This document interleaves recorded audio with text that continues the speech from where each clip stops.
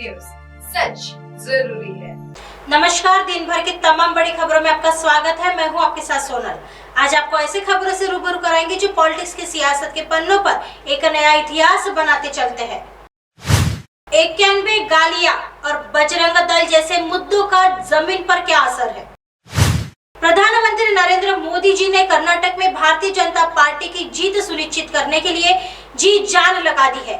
बीते 7 दिनों में उन्होंने 17 रैलियां की है और 5 रोड शो किए हैं। दक्षिण भारत के अहम राज्य कर्नाटक के चुनावी नतीजे अगले साल होने वाले लोकसभा चुनाव और कई राज्यों के विधानसभा चुनाव के लिए भी अहम होंगे। प्रधानमंत्री नरेंद्र मोदी जी कर्नाटक में बीजेपी की जीत सुनिश्चित करके उसे आगामी चुनाव के लिए एक प्रतीक के तौर पर भी इस्तेमाल करना चाहते हैं। प्रधानमंत्री नरेंद्र मोदी जी ने पिछले 9 दिनों में 2 रातें दिल्ली के बाहर गुजारी है। ये असाधारण बात भी है।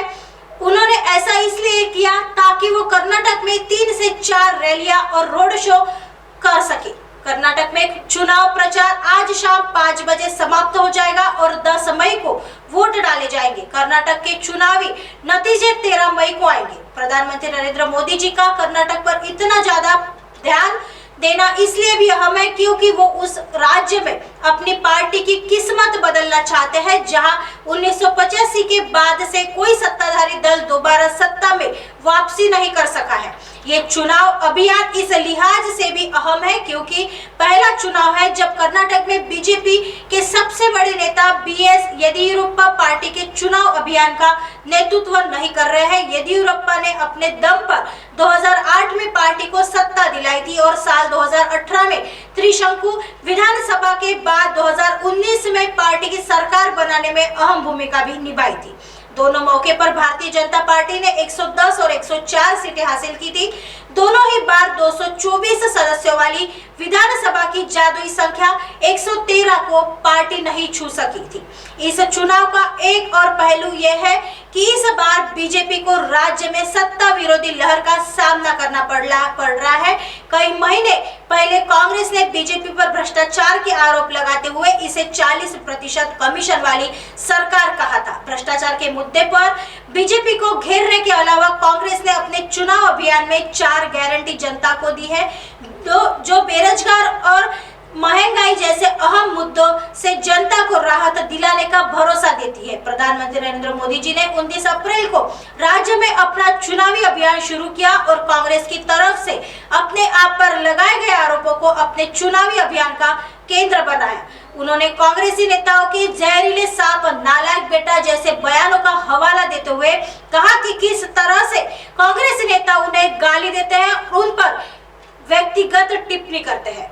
आइए बढ़ते हैं अगली खबर की तरफ। इतना अपमान किसी ने नहीं किया, कांग्रेस का साथ देने के दावे पर वसुंधरा का गहलोत को जवाब।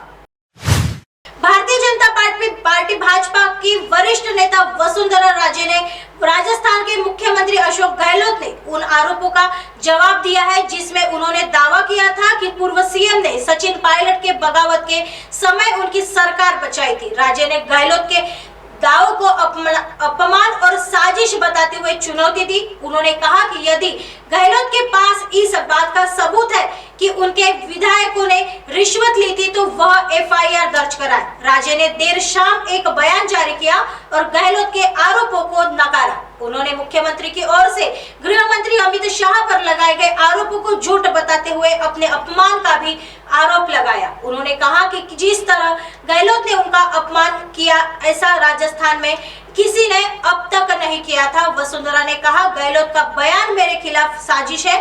गहलोत के जितना किसी ने भी मेरा अपमान नहीं किया है। विधानसभा चुनाव में हार के डर से वह झूठ बोल रहे हैं।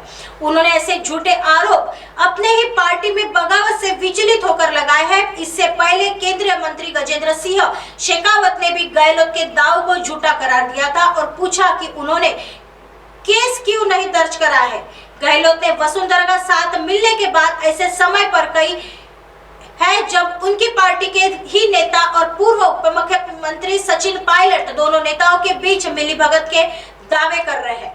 आइए बढ़ते हैं अगली खबर की तरफ। दिल्ली एक्साइज पॉलिसी मामले में 2 आरोपियों को मिली जमानत। सीएम अरविंद केजरीवाल बोले, हम तो शुरुआत से कह रहे हैं दिल्ली शराब घोटाला मामले में रविवार को मंत्री आतिशी की ओर से बीजेपी केंद्र सरकार, सीबीआई और ईडी पर हमला बोला था। उन्होंने कहा कि पहले बीजेपी नेता और उसके बाद सीबीआई और ईडी ने दिल्ली सरकार को बदनाम किया। इतना ही नहीं, गलत मामले में मनीष सिसोदिया को फंसाकर जेल भेज दिया। अपने दाव को पुष्टि के लिए उन्होंने राउज एवेन्यू कोर्ट के फैसले को आधार बनाया। अब दिल्ली के सोमवार को ट्विटर पर बड़ा दावा किया है। उन्होंने अपने ताजा ट्वीट में कहा है कि पूरा शराब घोटाला झूठी स्टोरी पर आधारित है। हम शुरू से कह रहे थे, अब तो अदालतें भी कहने लगी है। आप जैसी ईमानदार पार्टी को बदनाम करने के लिए बीजेपी का यह हताशा भरा कदम है। एक दिन पहले दिल्ली सरकार में मंत्री आतिशी ने दावा किया था कि अब तो राउज एवेन्यू कोर्ट ने भी अपने 85 पेज के फैसले में साफ कर दिया है कि दिल्ली शराब घोटाला हुआ ही नहीं। 100 करोड़ और 30 करोड़ का घोटाला तो छोड़िए, 1 रुपए का भी घोटाला नहीं, आबकारी नीति के तहत नहीं हुआ।